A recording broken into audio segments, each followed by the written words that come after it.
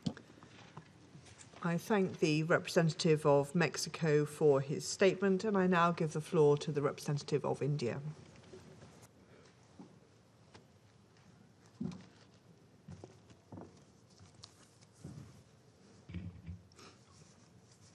Thank you, Madam President. Let me begin by thanking Secretary General Antonio Guterres for his presence and remarks on the situation in Ukraine. I also thank USG Rosemary DiCarlo and USD Martin Griffiths for their respective briefings on the security and humanitarian situation. We thank the participation of His Excellency, the President of Ukraine, at today's meeting. I also take this opportunity to thank the United Arab Emirates and Ambassador Lana Nusaibah for their excellent presidency. Madam President, the situation in Ukraine has not shown any significant improvement since the Council last discussed the issue. The security situation has only deteriorated, as well as its humanitarian consequences. Recent reports of civilian killings in Bucha are deeply disturbing. We unequivocally condemn these killings and support the call for an independent investigation. We hope the international community will continue to respond positively to the humanitarian needs. We support calls urging for guarantees of safe passage to deliver essential humanitarian and medical supplies. Keeping in view the dire humanitarian situation in Ukraine, India has been sending humanitarian supplies to Ukraine and its neighbors, which include medicines and other essential relief material. We stand ready to provide more medical supplies to Ukraine in the coming days. India continues to remain deeply concerned at the worsening situation and reiterates its call for immediate cessation of violence and end to hostilities. We have emphasized right from the beginning of the conflict the need to pursue the path of diplomacy and dialogue. When innocent human lives are at stake, diplomacy must prevail as the only viable option. In this context, we take note of the ongoing efforts, including the meetings held recently between the parties. The impact of the crisis is being felt beyond the region, with increasing food and energy costs, especially for many developing countries. It is in our collective interest to work constructively, both inside the United Nations and outside, towards seeking an early resolution to the conflict. Allow me to reiterate the importance of UN guiding principles of humanitarian assistance once again. Humanitarian action must always be guided by the principles of humanitarian assistance, which is humanity, neutrality, impartiality, and independence. These measures should never be politicized. We continue to emphasize to all member states of the UN that the global order is anchored on international law, UN Charter, and respect for territorial integrity and sovereignty of states. I thank you, Madam President. I thank the representative of India for his statement, and I now give the floor to the representative of China. Thank you, Madam President. Madam President, I first of all would like to congratulate you upon assuming the presidency of the Council for this month. At the same time, I would also like to thank Ambassador Nusaibah as well as the UAE team for their outstanding work when UAE was the president of the Council during the month of March. Madam President, de-escalating tension in Ukraine and putting an early end to the fighting is the urgent expectation of the international community and the strong desire of China. We have many times emphasized that dialogue and negotiation is the only way out for opening a door of peace. Russia and Ukraine have already had many rounds of negotiations. We welcome the two sides to stick to the general direction of peace negotiations, overcome difficulties and differences, and continue to build conditions for a comprehensive settlement of the crisis. The international community should create favorable conditions and environment for negotiations between the two sides, open up space for political settlement, and should not set up roadblocks to increase resistance for peace, let alone add fuel to the fire to aggravate confrontations. Every effort should be made to prevent the escalation of the localized conflict. China attaches great importance to the humanitarian issue in Ukraine and supports all initiatives and measures conducive to alleviate the humanitarian crisis in Ukraine. As the current conflict continues, we call on the parties to abide by international humanitarian law, protect the safety of civilians and civilian facilities, minimize civilian casualties, and ensure safe and smooth evacuation and access of humanitarian corridors, as well as guarantee the basic rights of women, children, and wounded fighters. Humanitarian issues should not be politicized. The humanitarian needs of Ukraine and its neighboring countries are enormous. International humanitarian agencies should maintain neutral and impartial should maintain neutrality and impartiality, actively mobilize and coordinate more resources, and make unremitting efforts to save lives and protect civilians. China has provided and will continue to provide humanitarian assistance to Ukraine and its neighboring countries. Under international law, civilians should be spared of any forms of violence in armed conflict, and attacks against civilians are unacceptable and should not occur. The reports and images of civilian deaths in Bucha are very disturbing, and the relevant circumstances and specific causes of the incident must be verified and established. Any and all accusations should be based on facts. Before conclusions are drawn, parties should exercise restraint and avoid unfounded accusations. Madam President, as pointed out by Secretary General Guterres, the spillover effects of the Ukrainian crisis is having a major impact on the world and the developing countries in particular. This requires our great attention and our strengthened management. Sanctions are not an effective means to solve the problem, but will instead accelerate the spillover of the crisis and bring new and complex problems. Today, with the deep development of globalization and the closely linked community of mankind, the implementation of all-dimensional and indiscriminate sanctions is tantamount to politicizing, instrumentalizing and weaponizing the world economy, triggering serious crises in the fields of global economy and trade, finance, energy, food, industrial chain, and supply chain, and endangering decades of development gains of the international community and making people of all countries pay a hefty price. The vast number of developing countries are not parties to the conflict and should not be involved in this confrontation, let alone be forced to bear the consequences of geopolitical conflicts and great power competition.